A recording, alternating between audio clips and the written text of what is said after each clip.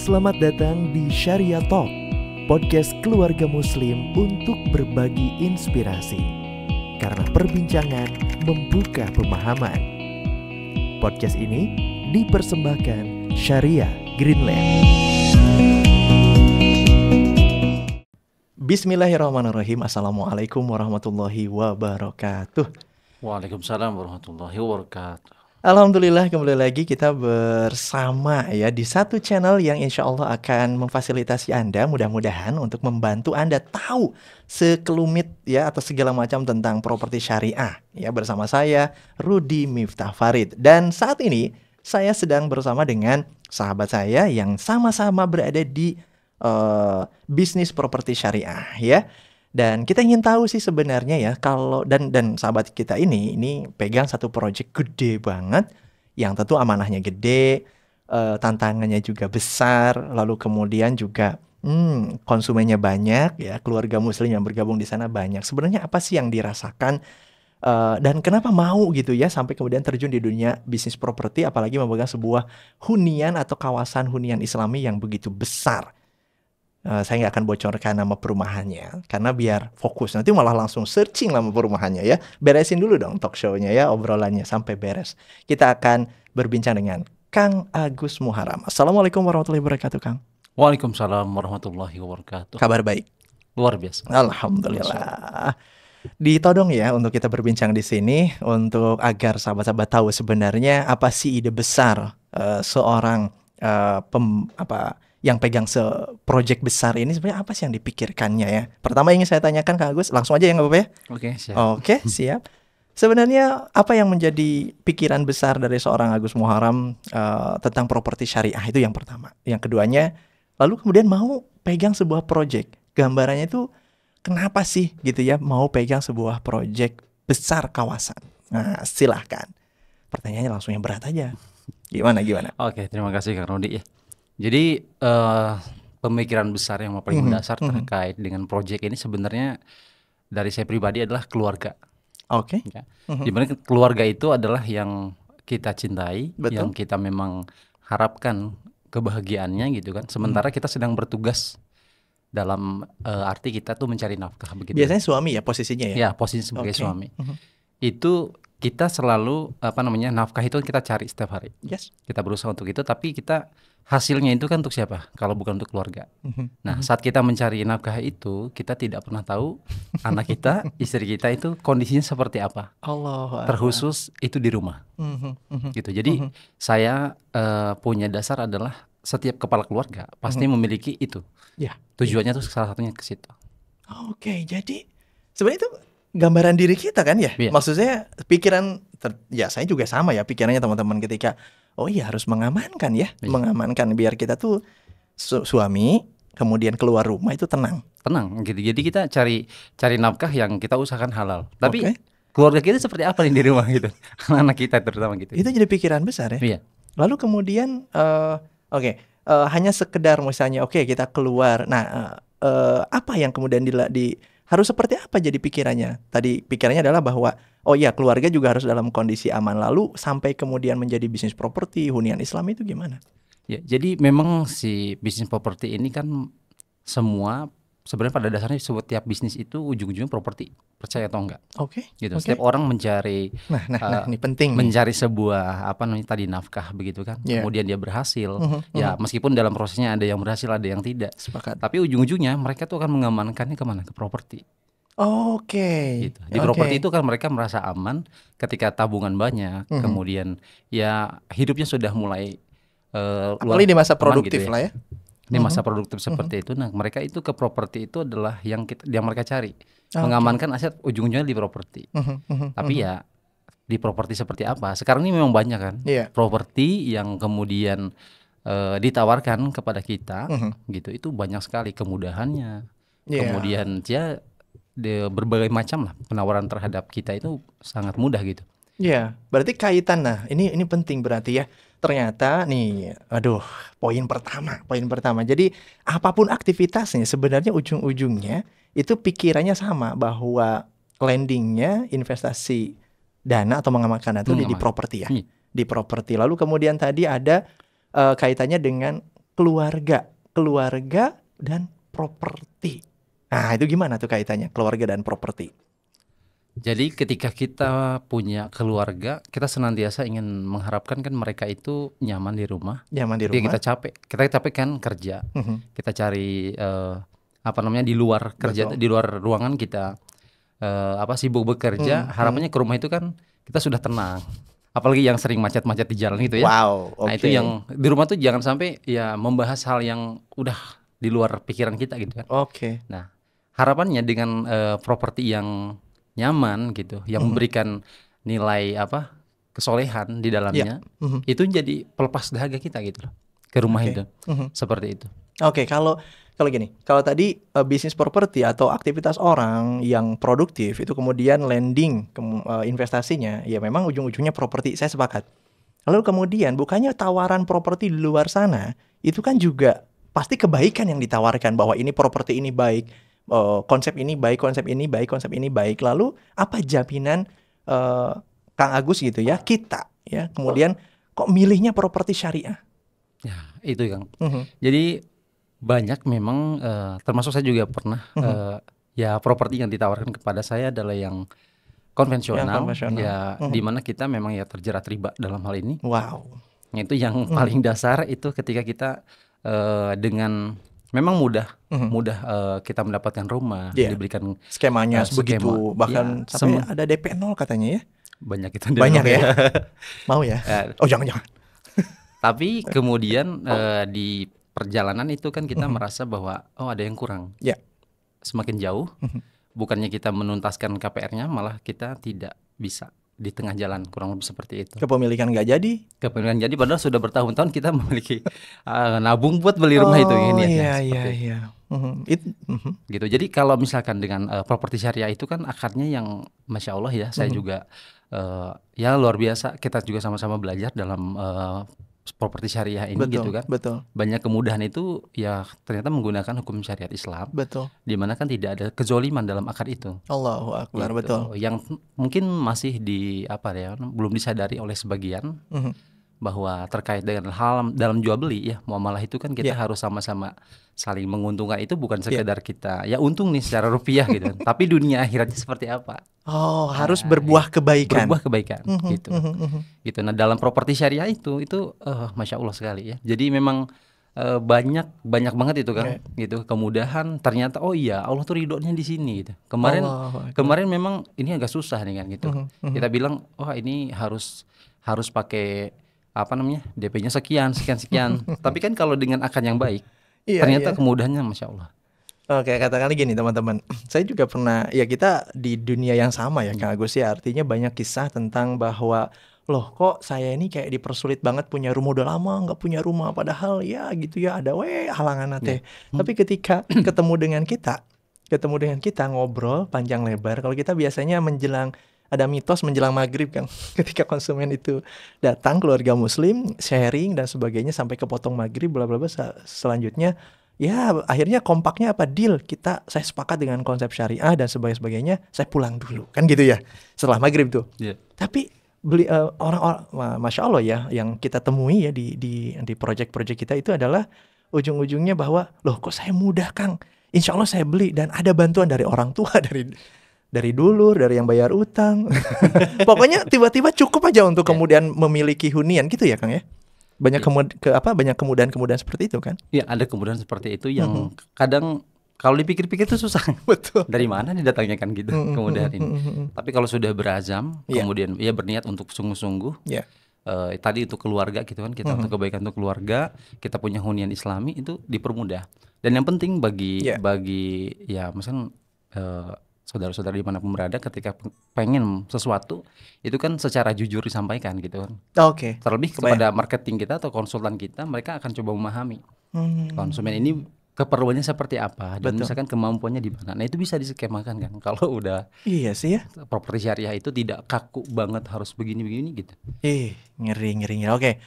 Lalu kemudian Kak Agus, yang saya pahami lagi dulu teman-teman ketika bicara tentang properti syariah ya orang tuh melihatnya bahwa harus istilahnya ya, properti syariah ini harus bisa memfasilitasi semua orang dong, syariah ini harus mudah, semuanya bisa gitu. Tapi baliknya tuh ke kita, Kang.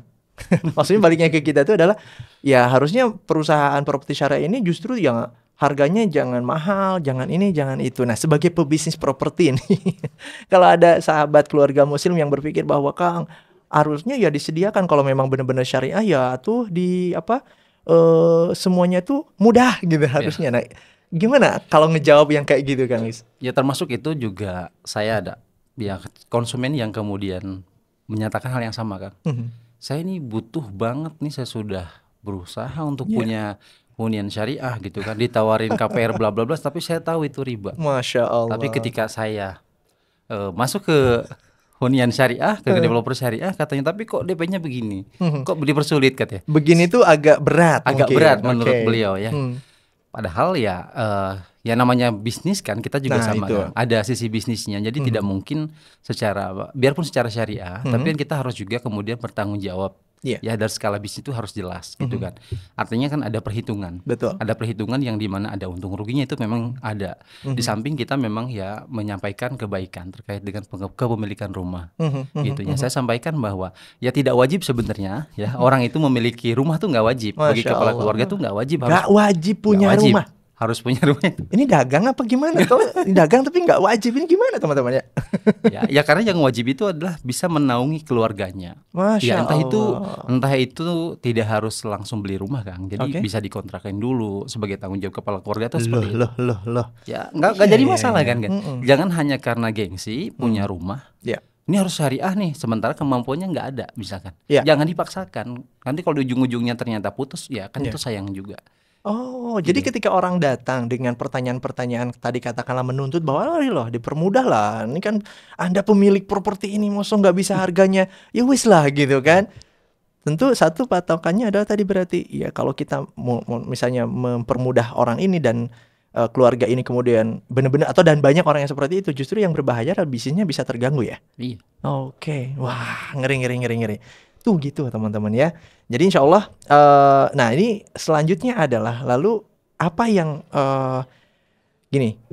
apa yang disiapkan oleh pebisnis properti atau sebuah produknya tadi kawasan hunian Islami ya, kawasan ya besar banget. Apa yang kemudian disiapkan? Misalnya bayangan saya nih ya, yang disiapkan misalnya, oh ya Kang, saya menyiapkan konsep, saya menyiapkan luasan segini, coupling segini, tipe ini dan sebagainya. Dan skema bla bla bla. Sebenarnya itu yang kebayang sama saya. Kalau di pikirannya Kang Agus, apa yang disiapkan untuk memahami dan memfasilitasi keluarga muslim oleh pebisnis properti syariah saat ini seperti Kang Agus ini? Jadi yang kita siapkan sebenarnya bukan cuman fasilitas ya. Itu mungkin bisa dicek lah di website kami, karena ada beberapa fasilitas yang kita tawarkan. Betul. Sebenarnya kami bukan cuman harapan kami konsumen itu bukan cuman sekadar beli rumah. Gitu. Bukan cuma udah saya akad beli rumah, punya rumah syariah udah. Bukan seperti itu. Jadi harapan kami sebagai developer properti syariah, alhamdulillah kita itu pengen menghadirkan hunian yang memang senyatanya hunian Islam ini, istilahnya gitu. Jadi bagaimana kita bertetangga, kita hidup dalam urusan rumah tangga gitu. Dan bertetangga itu kita harus secara baik kita menghadirkan kesolehan gitu. Jadi kesolehan itu juga bukan untuk diri kita sendiri, misalnya untuk istri saya saja atau untuk anak saja. Sama, tetangga juga harus sama. Gitu. Dari awal kita kasih konsep bahwa senyatanya hunian Islami ini bukan hanya sekedar pada saat akad jual beli. Lah itu lulus lah ya. Lulus lah itu kan. Kita alhamdulillah secara akad itu kita sudah verifikasi.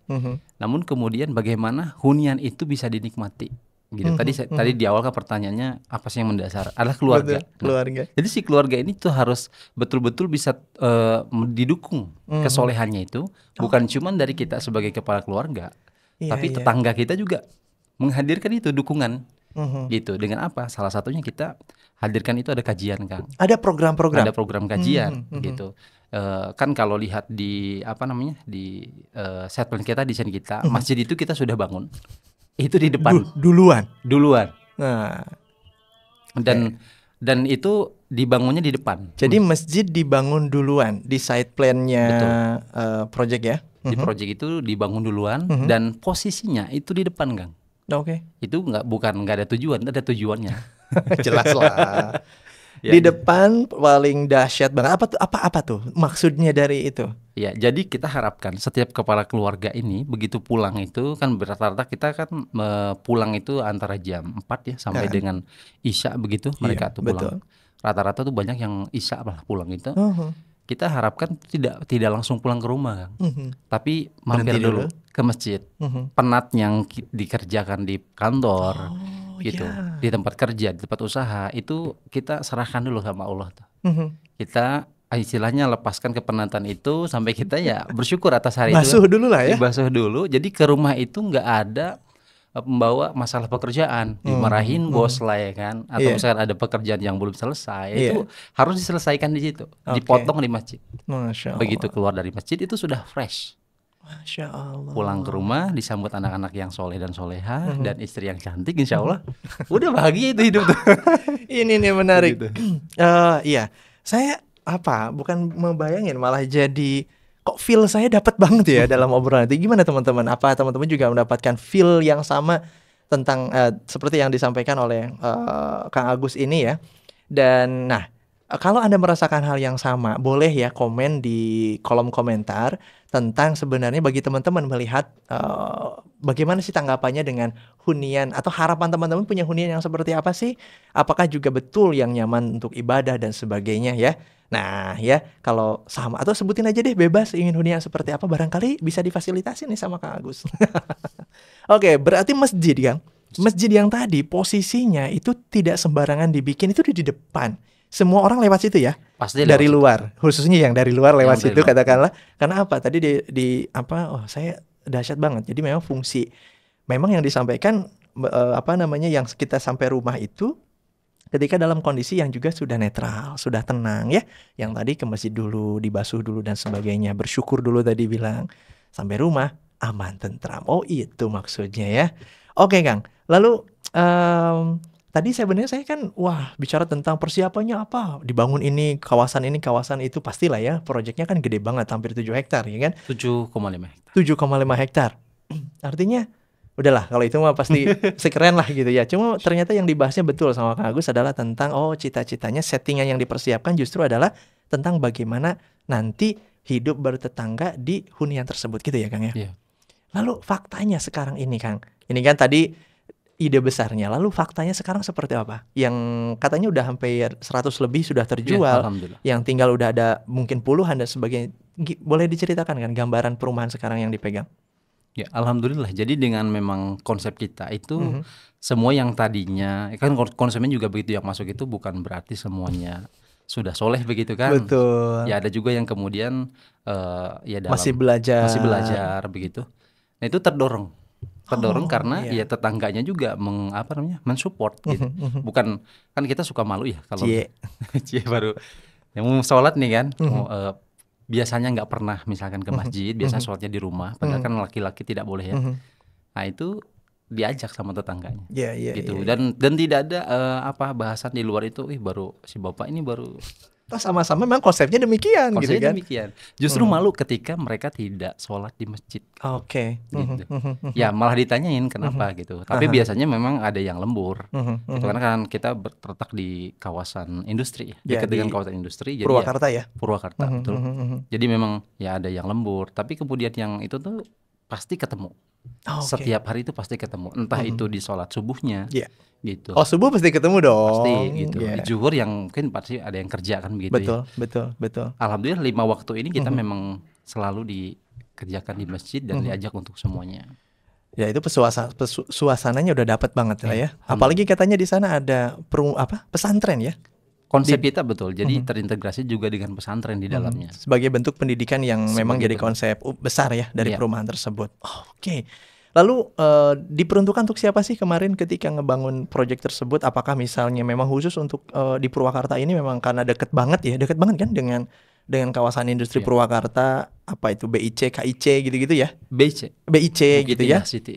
Nah itu apakah hanya untuk diperuntukkan untuk teman-teman di sana atau juga keseluruhan Purwakarta perumahan tersebut? Sasarannya waktu itu kebayang bisnisnya? Kalau waktu itu memang ya untuk kawasan industri penyangganya gitu kan. Betul. Tapi faktanya banyak dari luar, dari ya. mana-mana sampai ya Jabodetabek gitu, Tangerang itu juga kemudian banyak yang kemudian berinvestasi, ada yang kemudian juga yang tinggal di perumahan kita. Masya Allah. Apa yang ingin disampaikan oleh seorang mungkin bahasa kita ya penanggung jawab di proyek tersebut, yang punyanya proyek lah atau apalah, atau seorang person yang memang peduli kepada hunian Islami. Apa yang ingin disampaikan kepada keluarga Muslim untuk istilahnya tentang hunian Islami, Kang? Ya. Ini sebagai pertanyaan terakhir nih, karena nih waktunya terbatas, beliau ini sibuk banget. Gimana? Jadi harapannya adalah kepada setiap keluarga, khusus kepada kepala keluarga yang ingin menghadirkan kesolehan bagi si buah hati juga keluarga, perlu ada upaya dari kepala keluarga itu sendiri untuk mencari hunian yang senyatanya memberikan kenyamanan hunian Islami yang ada. Kami dari salah satu developer menghadirkan, ini bukan cuma di Purwakarta kan ya, kita juga ada di Bandung, bisa di mana saja. Salah satunya yang di Purwakarta, kita harapkan bahwa terkait hunian ini itu merupakan tanggung jawab sebagai kepala keluarga. Gitu. Jadi beliau yang bertanggung jawab. Jadi carilah hunian yang memberikan kenyamanan, kemudian menghadirkan kesolehan untuk keluarga dan buah hati. Itu mungkin. Masya Allah, hatur nuhun Kang Agus sudah sharing di video ini ya, dengan waktu yang Masya Allah dibatas-batasin ya, biasalah ya. Nah, tapi tadi luar biasa, mudah-mudahan ajakannya adalah termasuk bagi Anda kepala rumah tangga, kepala keluarga, ini luar biasa. Ibu bunda-bunda, umi-umi ini ya, barangkali ingin juga, wah iya bener ya apa yang disampaikan tadi oleh Kang Agus tentang konsep kita harus bisa menyediakan, memfasilitasi keluarga, anak dan sebagainya untuk kemudian berada di lingkungan Islami agar nambah solehnya bersama-sama lagi ya Kang Agus ya. Kesolehan berjamaah. Kesolehan kolektif, kesolehan berjamaah. Itu dia kuncinya. Ini tadi ngomongin properti loh kita, tapi kok sampai sana. Nah, mudah-mudahan ini ya tidak lepas ya Kang ya, apa yang menjadi pembahasan kita, baik itu rumah ataupun apapun. Di sini ada 3 unsur yang saya tadi lihat. Ada rumah, ada pendidikan, ada lingkungan. Dan semuanya disetting, diusahakan, diikhtiarkan bersama untuk mengusung ya kebaikan syariah ya, sesuai dengan syariah. Mudah-mudahan ini bisa menjemput keberkahan kita bersama. Mungkin itu nanti kalau yang penasaran tentang perumahannya, perumahan apa sih Kang Agus Muharram ini ya di Purwakarta, clue-nya adalah Sukamana Islamic Village. Itu nama perumahannya. Dicek aja di semua sosmednya, dicek aja di websitenya, di website SGL juga boleh ya, Syariah Greenland juga boleh. Itu ada Sukamana Islamic Village. Dicek saja dan langsung datangnya aja. Nanti ketemu sama Kang Agus, ada Kang Ivan dan teman-teman yang lain. Segitu dulu ya, udah dulu ya. Nanti kita lanjut lagi. Jangan ini loh ya, jangan pundung loh ya. Hatur nuhun teman-teman, nanti kita ketemu lagi. Saya Rudi Miftah, mohon pamit undur diri. Wassalamualaikum warahmatullahi wabarakatuh. Waalaikumsalam. Demikian perbincangan di Syariah Talk. Setiap kebaikan bermula dan akan bernilai dengan syariah. Podcast ini dipersembahkan Syariah Greenland.